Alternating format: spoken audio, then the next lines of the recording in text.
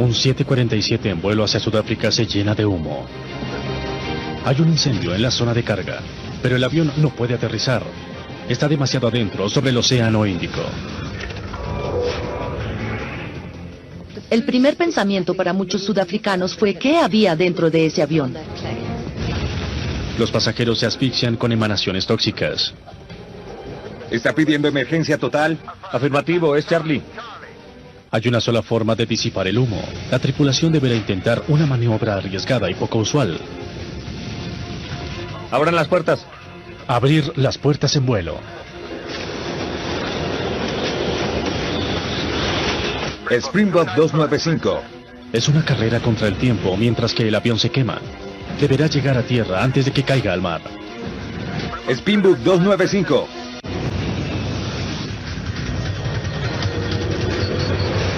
Mayday, Mayday.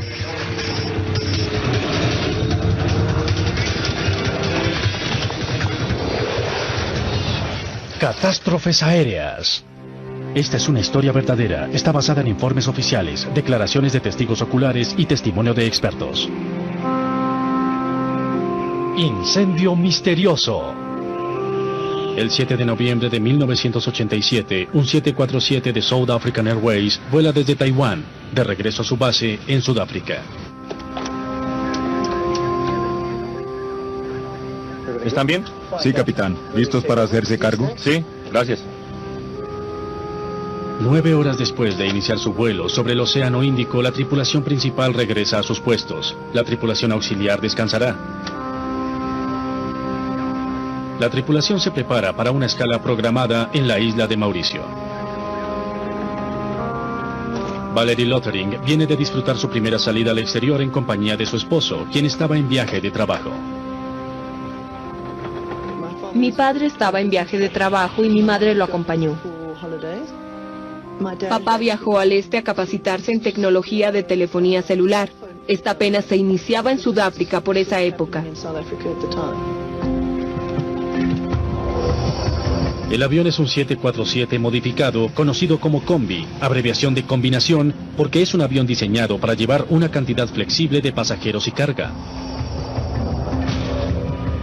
El Combi tiene una zona de carga grande abajo como un 747 corriente, y tiene también una zona de carga detrás de la última fila de sillas de clase turista. La cabina de mando está un nivel arriba de la cabina de pasajeros.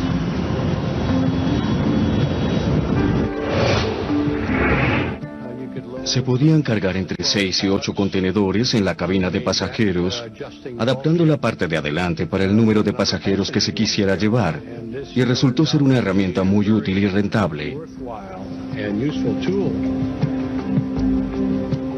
El vuelo 295 lleva 159 personas y 6 contenedores de carga grandes. Conocido como el Helderberg, el Combi 747 es componente vital de la flota de South African Airways. Es especialmente útil para trayectos largos. Para South African Airways, durante la época del apartheid, un avión como el Combi era un activo esencial, porque tenían que volar alrededor de la saliente de África y sobre el Atlántico. Como protesta contra el régimen racista blanco de Sudáfrica, la gran mayoría de estados africanos negros niega el paso de los aviones de aerolíneas sudafricanas por su espacio aéreo, obligándolas a hacer rutas más largas. Existían sanciones fuertes contra Sudáfrica en los aspectos político, económico y cultural. Sudáfrica no era bienvenida en ningún lugar del mundo.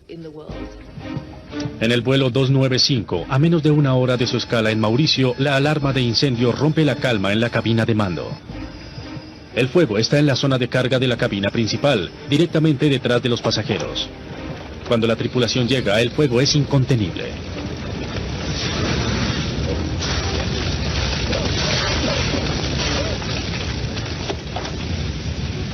Es grave.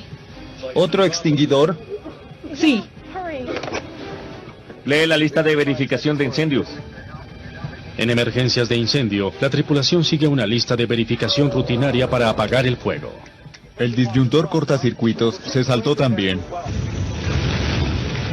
El fuego se propaga por el cableado del avión ocasionando cortocircuitos. Vayan hacia adelante. Pero se presenta un problema más grave. Los pasajeros tienen dificultad para respirar. Interruptores de válvula de aislamiento de ductos abiertos. Interruptores de recirculación de ventiladores cerrados.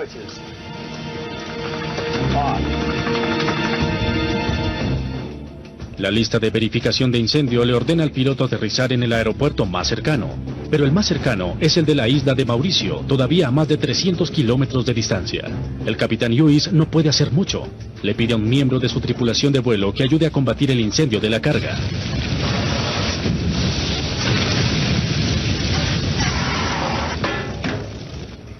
Otro extinguidor.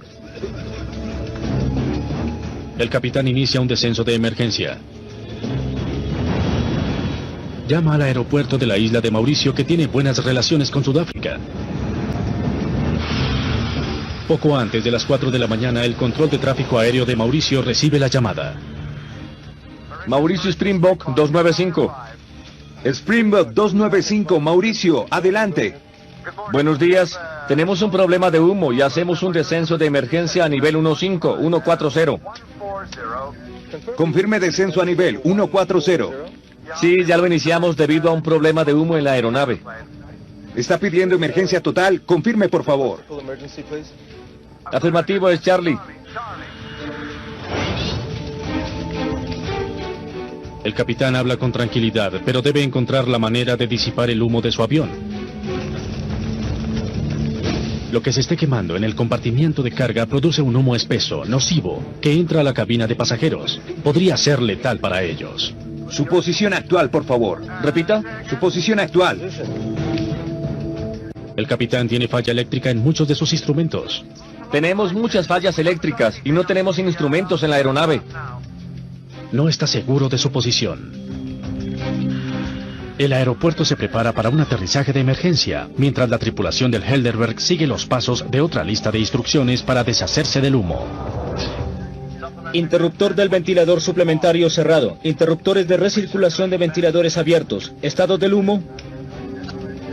Un momento. Revisaré abajo.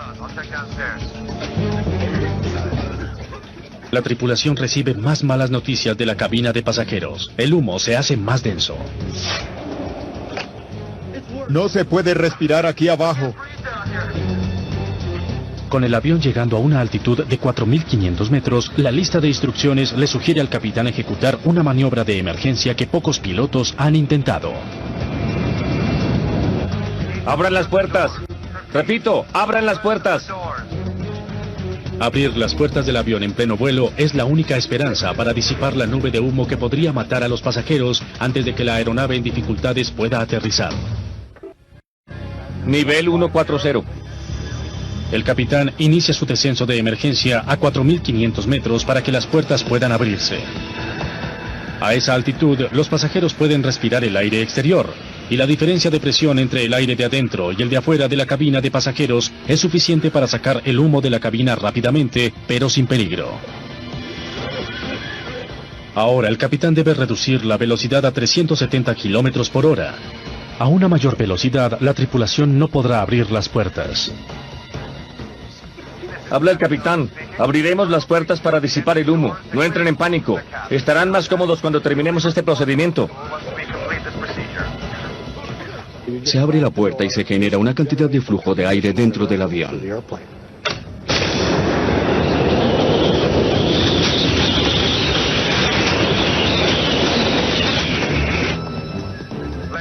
...295... Abriremos las puertas. Creo que estaremos bien. Miren. Cierren la puerta.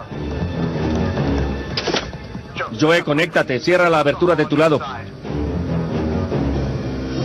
El humo se acumula ahora en la cabina de mando y no hay puerta exterior para abrir. La temperatura es 22.22 y la QNH es 1018 hectopascales. 1018. Cambio. El controlador de tráfico aéreo se concentra en darle al capitán la información que necesita para un aterrizaje de emergencia.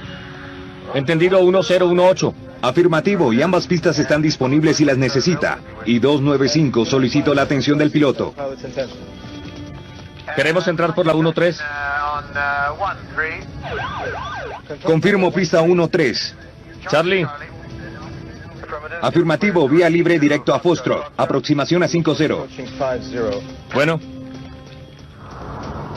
El capitán tiene una esperanza: llegar a la isla de Mauricio a 265 kilómetros de distancia. El Heidelberg sigue en su desesperado viaje. 295, repito, 295. Pero a las 4:08 de la mañana no contesta una llamada del controlador de tráfico aéreo. 295, repito, 295. ¿Me escuchan? Al no recibir respuesta del vuelo 295 durante 36 minutos, el control de tráfico aéreo de la isla de Mauricio declara una emergencia. Se transmite una alerta a los equipos de búsqueda y rescate. Varios aviones salen de Mauricio y rastrean las aguas oscuras en busca del avión desaparecido, pero no encuentran nada. En la tarde del día siguiente, un avión de rescate divisa las primeras señales de los restos flotantes de la aeronave.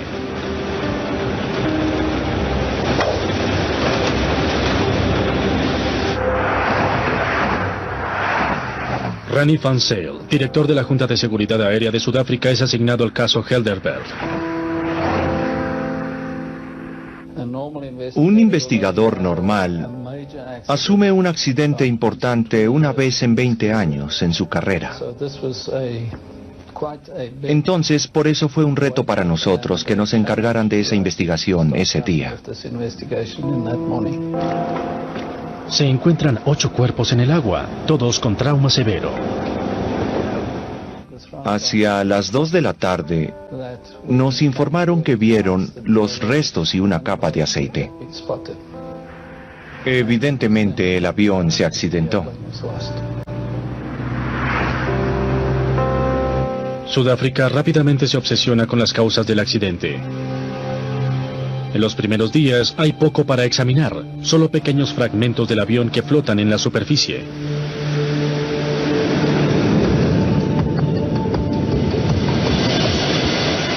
Dentro de esos escombros, el equipo de Rani van Zyl descubre 3 relojes de pulsera.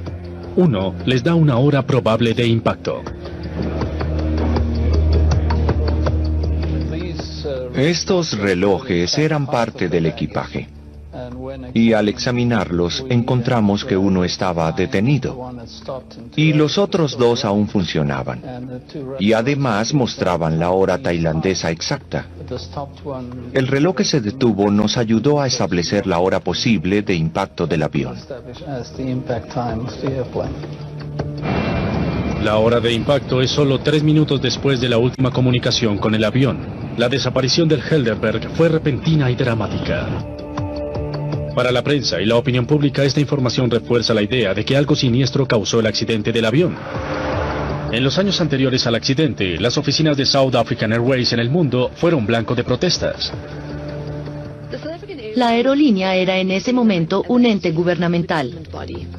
Era la compañía transportadora nacional, pero se consideraba parte del gobierno sudafricano.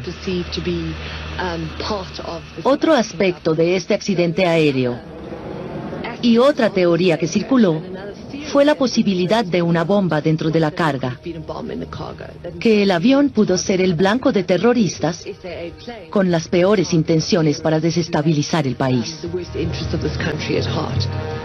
Los expertos examinan los pequeños fragmentos de restos que tienen en busca de indicios delatores de una explosión, cavidades de impacto, corrosión en la superficie o cavidades producidas por chispas. Estas cavidades las producen los fragmentos candentes de un artefacto altamente explosivo al golpear y fundir las aleaciones livianas de la estructura de la aeronave. Pero los expertos no encuentran señal de explosión. Y al estudiar las grabaciones del control de tráfico aéreo, Van Zyl oye que la tripulación parecía tener la emergencia bajo control. 295. Abriremos las puertas. Creo que estaremos bien. Con solo fragmentos pequeños del avión para analizar, los investigadores están desconcertados. No saben qué causó el fuego ni cómo influyó en la destrucción del avión. Era urgente recuperar la grabadora de voz de la cabina de mando, la grabadora de información de vuelo y los demás restos del avión para establecer lo ocurrido. El problema es que Fansail ni siquiera sabe en dónde puede encontrar los restos. Podría ser lejos de los escombros flotantes. Nadie tiene certeza del lugar en el cual cayó el avión. Acude a Estados Unidos en busca de ayuda. Contratan a una compañía estadounidense de salvamentos para el rescate de los restos y las cajas negras, pero el tiempo es escaso.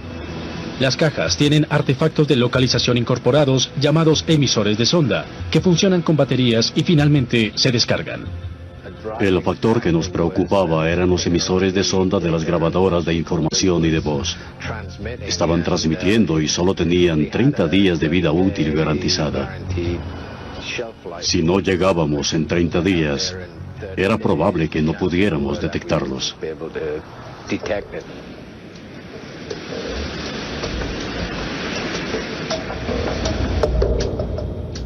Cuando terminan de ensamblar el equipo adecuado en el Océano Índico, les quedan solo 7 días de carga a las baterías de los emisores de sonda. Entre tanto, les hacen exámenes de sangre a los despojos humanos rescatados de entre los escombros. Todos tienen rastros de hollín en la tráquea. Se establece que por lo menos 2 de los pasajeros murieron por inhalación de humo. Los investigadores afrontan una inquietante realidad. Mientras la tripulación luchaba por aterrizar el avión, algunos de los pasajeros ya habían muerto.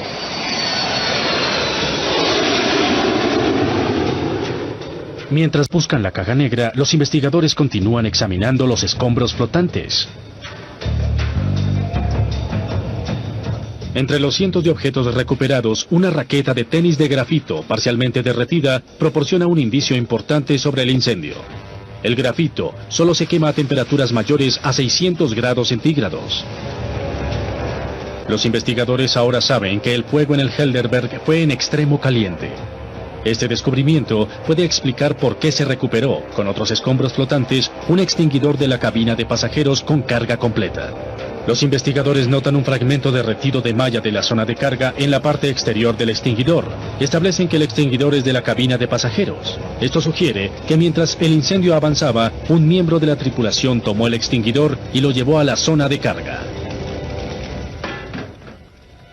Un extinguidor de incendios con carga completa en un avión accidentado por causa del fuego muestra que no se descargó, ya que el miembro de la tripulación no pudo acceder a la zona de carga debido al calor. El metal derretido que se encontró sobre el extinguidor evidencia la intensidad del fuego. Antes de este accidente, en la historia de 20 años del 747 Combi, nadie murió a causa de incendio o de humo. Cuando supimos del incendio en el Helderberg, fue el primer caso en un avión de cuerpo ancho. Era noticia. Era algo que nunca había sucedido. Y lo primero que pensamos fue que era imposible que hubiera sucedido. ¿Qué pudo causar un fuego tan intenso en el avión? ¿Fue un problema del cableado? ¿O la carga de alguna manera inició el incendio? Inicialmente la investigación se concentró en el contenido de la carga. El fuego se originó en ese compartimiento y era lógico mirar los registros de la mercancía que llevaba el avión. Los investigadores averiguan que había 6 contenedores de carga a bordo del vuelo 295. Consultando las guías aéreas, el equipo de Fansail establece que el avión llevaba a bordo oficialmente 47.000 kilogramos de equipaje y carga. Los investigadores descubren que antes del despegue, un oficial de aduanas taiwanés llevó a cabo una inspección aleatoria de la carga. No encontró nada sospechoso.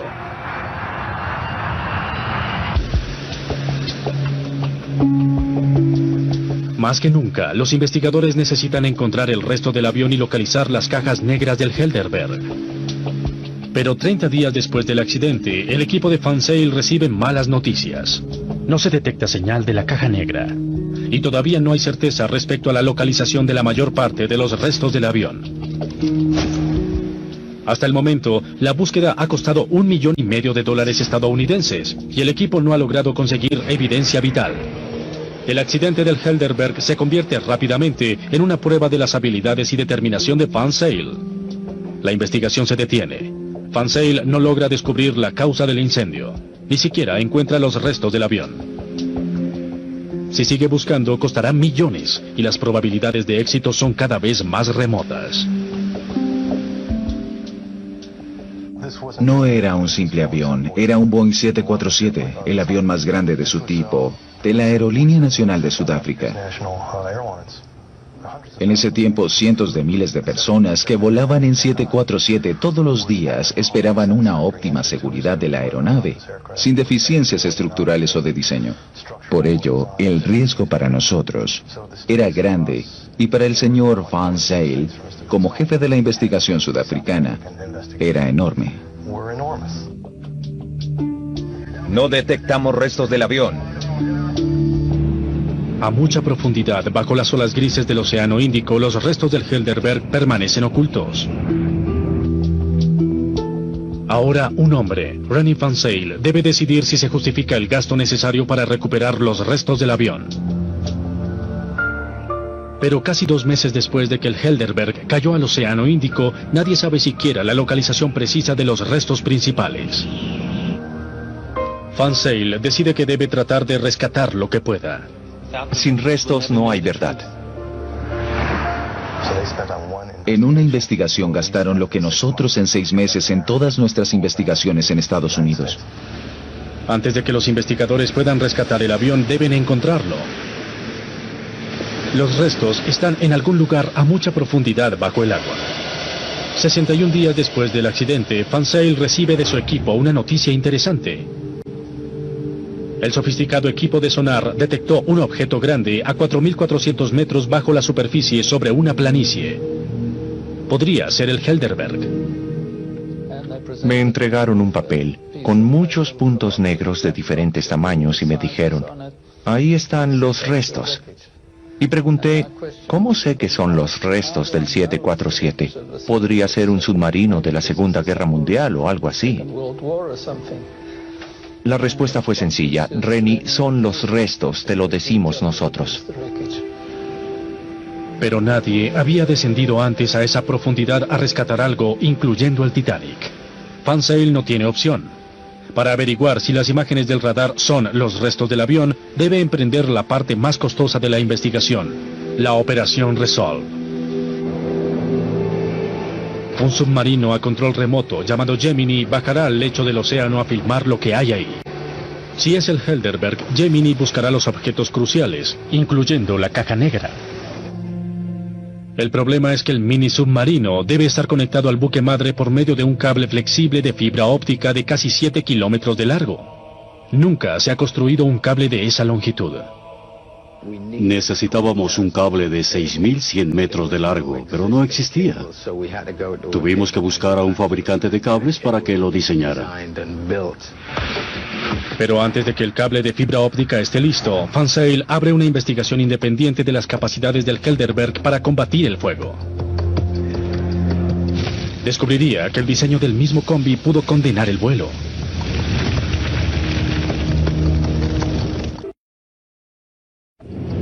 Los investigadores quieren saber si el combi se diseñó apropiadamente para proteger del fuego a los pasajeros del vuelo 295 de South African Airways.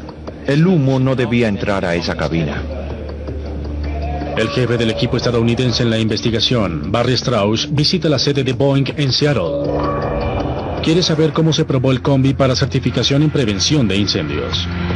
El equipo de Strauss averigua que para cumplir con las reglamentaciones federales, las pruebas de fuego de Boeing se hacen quemando hojas de tabaco. Cuando un técnico entra a la zona de carga a apagar el vuelo de demostración, el humo no entra en la cabina de pasajeros. Se queda localizado.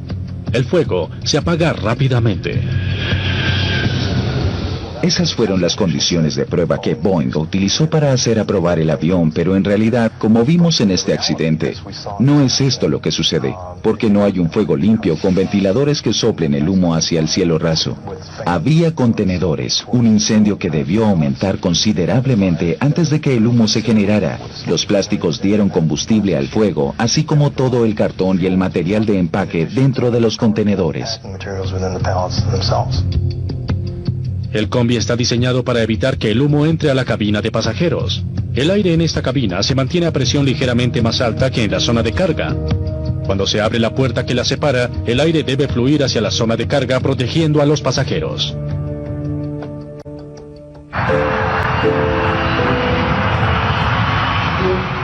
Los investigadores luego hacen su propia prueba. Incendian un contenedor grande lleno de carga muy comprimida, simulando las condiciones del Helderberg.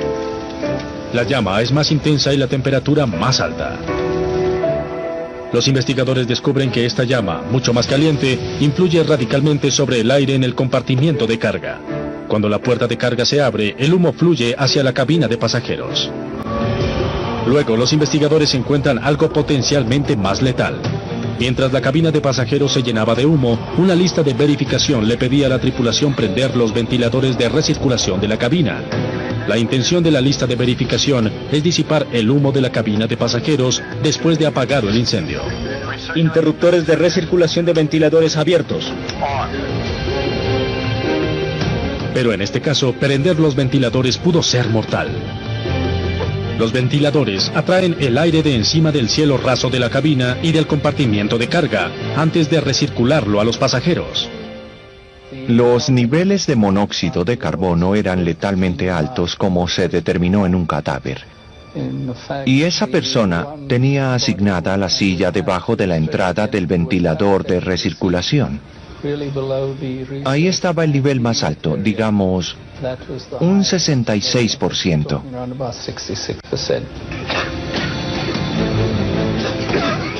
En ese nivel no hay supervivencia. Al seguir la lista de verificación, es posible que la tripulación alimentara gas tóxico a la cabina de pasajeros. Es posible que los pasajeros se asfixiaran antes del impacto. Ninguna lista de verificación para un 747 combi detectó los problemas simultáneos del avión: incendio en la zona de carga y humo en la cabina de pasajeros. La lista de verificación para disipar el humo se elabora sobre la presunción de que el fuego ya está apagado. Por ello, descender a 4.267 metros y abrir la puerta de la cabina sería lo apropiado. Sacaría el humo del avión y les permitiría a las personas respirar aire normal. Si el fuego no se ha apagado, aumentaría el flujo de aire hacia el fuego y, en consecuencia, el suministro de oxígeno. Creemos que eso fue lo que sucedió en este caso. El fuego nunca se apagó. De hecho, los intentos de la tripulación por resolver la situación pudieron empeorarla. Los investigadores empiezan a darse cuenta que luchar contra el fuego en la zona de carga del combi es mucho más difícil de lo que antes se creía. Si la mercancía en uno de estos contenedores se incendió, es probable que cuando la tripulación se percató del fuego ya era tarde. Y al instante la cabina se llenó de humo. Pero Fansail todavía no sabe qué causó un incendio tan feroz. ¿Cómo se inició el fuego? ¿Y cómo ocasionó el accidente del avión? Las respuestas todavía están en la profundidad del océano. Demora meses fabricar un cable de fibra óptica lo suficientemente largo para que el Gemini llegue al fondo del mar, y modificar el submarino para esta misión. El vehículo operado a distancia, o ROV, que teníamos, estaba diseñado para bajar 1829 metros. Tuvimos que modificarlo para que bajara hasta 6100 metros. El equipo de Roy Truman dotó el submarino con paredes más gruesas para que resistiera la enorme presión que encontraría, y modificó las cámaras para profundidades extremas. El 23 de septiembre de 1988, el Gemini inicia su viaje sin precedentes. No podríamos decir que todo funcionaría bien, porque no tuvimos tiempo para hacerle pruebas a todo el equipo nuevo. El cable les permite a los técnicos que están en la superficie manipular el Gemini a 4.400 metros bajo el agua. También transmite señales de video desde esa asombrosa profundidad. Es la primera vez que se registran imágenes de video desde esta profundidad en el Océano Índico. Los biólogos marinos están fascinados por el descubrimiento de nuevas especies. Algunas de las cosas que vimos en el lecho marino fueron alucinantes. Luego, un año después del día siguiente a su desaparición, encuentran el Helderberg. Desde una profundidad de 4.400 metros, el submarino transmite imágenes que solo pueden ser los restos del vuelo 295 de South African Airways. Había gran cantidad de equipaje y estructuras enormes regadas por el lecho marino. Las alas, la cola, partes inmensas de la cabina. Se veían las varillas, los cables y los tubos hidráulicos. Era alucinante ver todo lo que tiene una máquina, esparcido en una zona de unos 13 o unos 15 kilómetros cuadrados aproximadamente. Era increíble. Empiezan a verse los resultados de la osadía de Van Zyl. El descenso hasta los restos del Helderberg es un triunfo para él y su equipo. Pero el solo hecho de encontrar los escombros no es suficiente. Un año después del accidente, Van Zyl todavía espera lo improbable, el rescate de la grabadora de voz de la cabina de mando. Una de nuestras metas en esta operación era el rescate de la grabadora de voz. Queríamos determinar si la tripulación de la cabina de pasajeros informó al capitán de alguna explosión o de lo que ocurría atrás. Se revisan cientos de horas de video. Es un trabajo agotador. Imagínense estar en un campo de fútbol a altas horas de la noche, con una linterna que solo ilumina 9 centésimas de metro cuadrado de campo, buscando un artículo que un futbolista perdió durante el último partido. En el lecho marino afrontamos una situación similar. Luego, a las 9, una mañana, algo le llama la atención a uno de los técnicos. Retrocede, creo que vi algo. Finalmente se descubre la caja negra. Ahí. Esa es. Ahí está. Por Dios, la encontramos. La encontramos.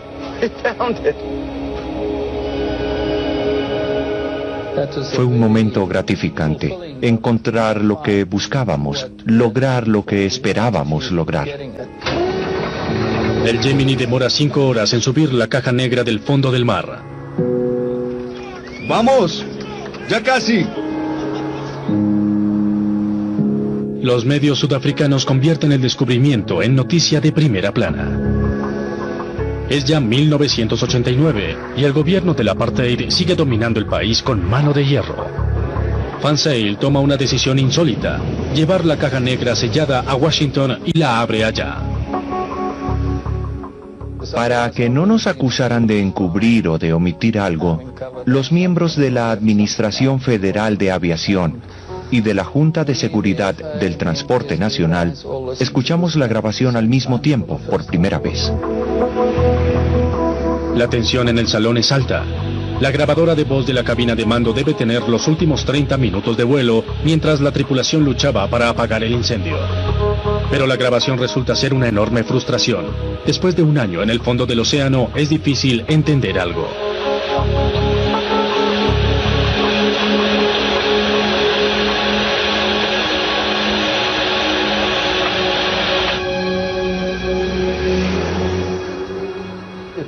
Fue un mal momento en mi vida. Estaba sentado en el salón de audiovisuales, escuchando, sin indicios de problemas en la cinta. Entonces, yo observé el reloj, y después de 25 minutos sentí mucha ansiedad.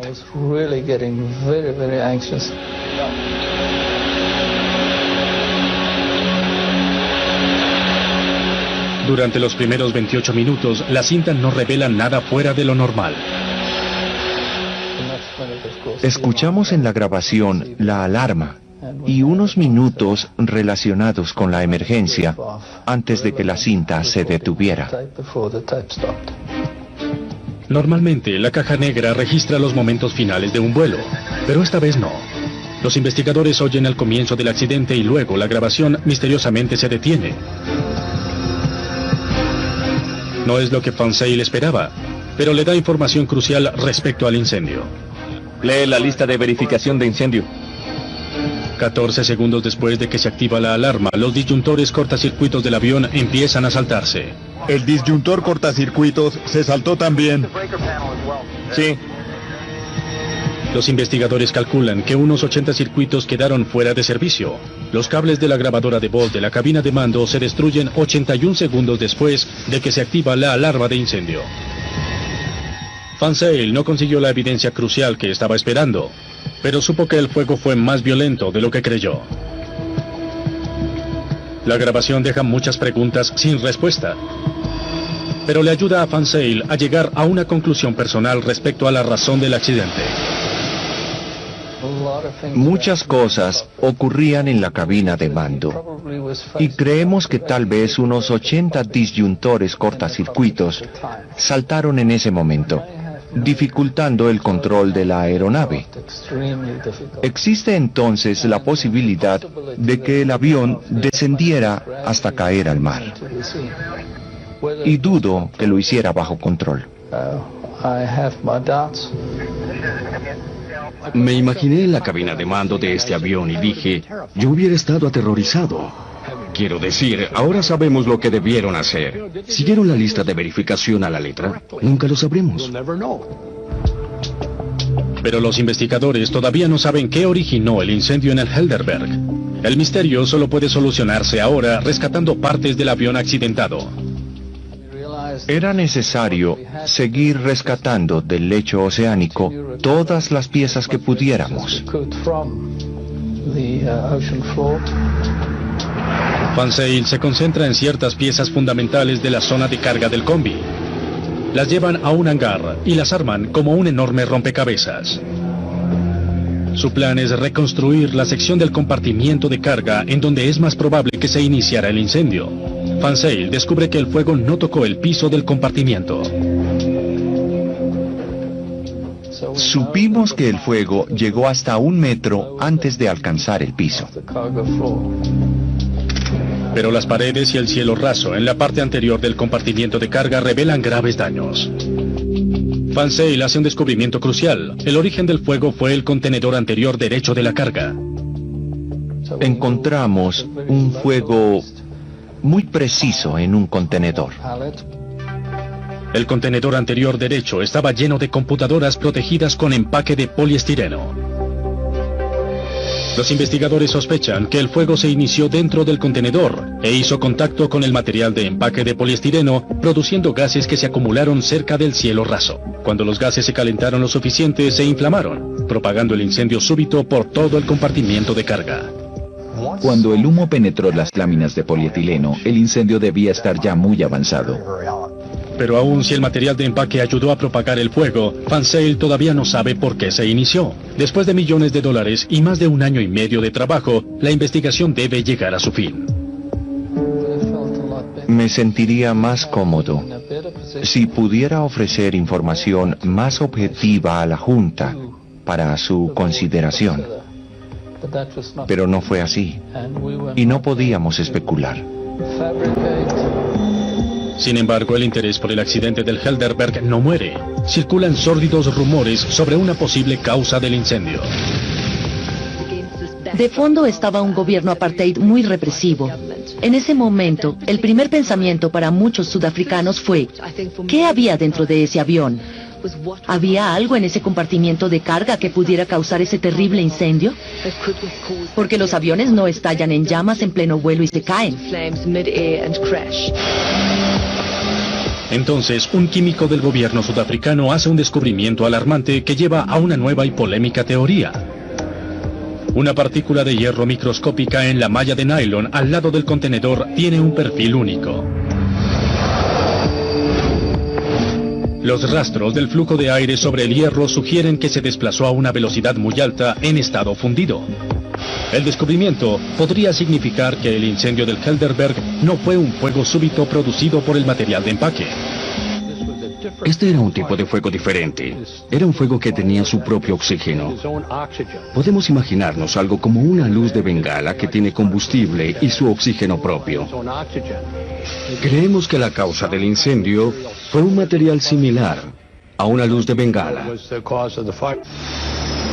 Un analista británico de fuego y explosiones examina el recubrimiento exterior del avión, encima del contenedor, y encuentra otra evidencia para apoyar la nueva teoría.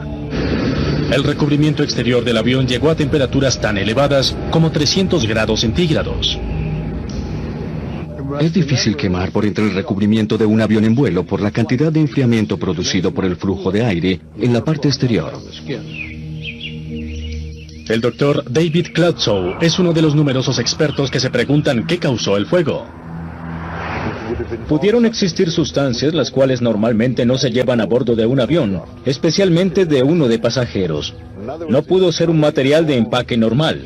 Madera, cartón, plástico. No se llevan cosas de esa naturaleza que tienen su propio oxígeno y pueden producir un fuego acelerado por dos razones. La primera, que generalmente son inestables. Y la segunda, que los métodos de extinción normales no las apagan. ¿Qué pudo originar un incendio de esta naturaleza? Las únicas mercancías peligrosas incluidas en el manifiesto de carga son baterías de computadora. Algunos creen que llevaba carga que no estaba registrada. En ese tiempo, Sudáfrica estaba bajo un embargo de armas internacional. El país, además, estaba en guerra con Angola. Sudáfrica no tenía la capacidad de producir todo por sí misma, y había momentos en los que tenía que comprarle a otros países. La aerolínea se consideraba un transporte de carga sustituto, por medio del cual, aprovechando su uso comercial, podía transportar sustancias para el gobierno sudafricano subrepticiamente, con protección y sin preguntas. No era fácil para ellos llevar un avión a diferentes países y cargar contrabando militar. Debemos recordar que trabajaban bajo un embargo de armas en esa época. Los medios fomentan la sospecha de que el gobierno usaba aviones de pasajeros para importar armas secretamente. Armscor es la corporación responsable del suministro de munición a las fuerzas sudafricanas. Para entonces existía la necesidad de producir un mejor sistema de cohetes, uno más eficiente para afrontar la amenaza aérea de Angola. Y los sistemas de cohetes que se usan para esos propósitos tienen como propulsante perclorato de amonio. Y eso creo que se llevaba a bordo del Helderberg.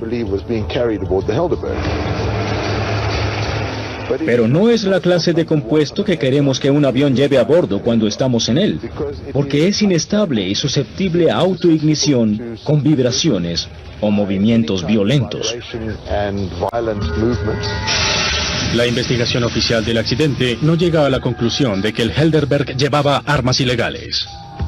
Pero los rumores no se callan. Y más de 10 años después del accidente, las teorías siniestras obligan a un gobierno sudafricano muy diferente a dar otro vistazo.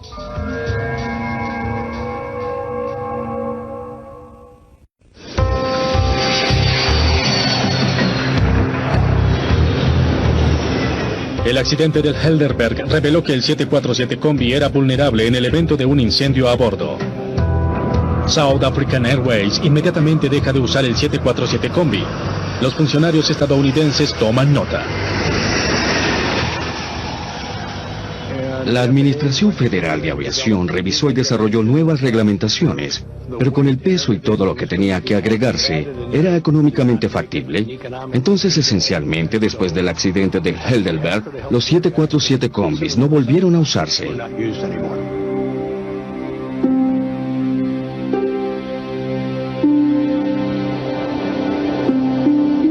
Hay tributos y monumentos en honor a las 159 víctimas, pero para las familias no es fácil hacer el duelo. Necesito saber por qué quedé huérfana a los 14 años. Tal vez son solo rumores, pero hay mucha evidencia que indica que algo no estaba bien en ese vuelo, que allí se llevaba algo ilícito.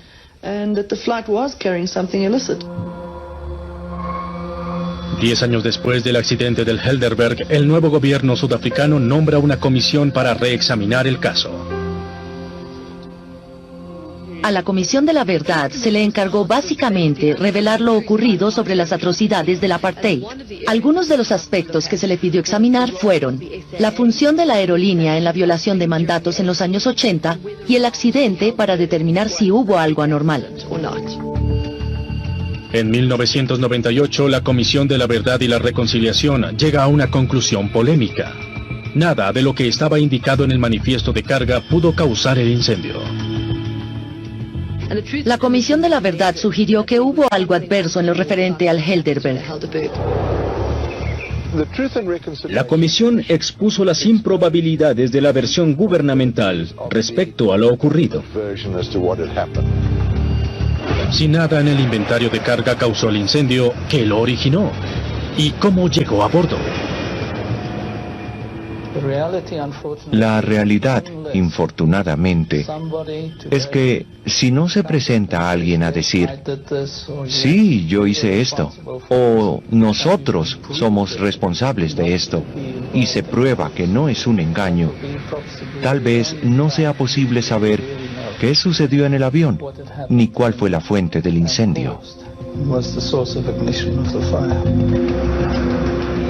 En su informe final, la comisión sugiere que la oficina del fiscal general siga investigando el accidente. Incomprensiblemente eso no sucedió. El gobierno del Congreso Nacional Africano no acató la sugerencia. Tenemos que preguntarnos por qué. La respuesta es evidente, será demasiado costoso.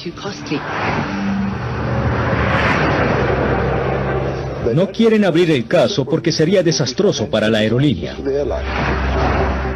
Rennie Van Zyl dedicó años de su vida a resolver el misterio del Helderberg. Su incapacidad para probar la causa del incendio no le impide ver el beneficio de su investigación. Creo que, como equipo, hicimos lo mejor que pudimos, bajo circunstancias en extremo complejas. Lo que hicimos fue una investigación pionera. La frustración es no poder establecer aún la fuente del fuego. Es algo que tal vez nunca sabremos. Aún hay personas vivas que saben exactamente lo que ocurrió con ese avión.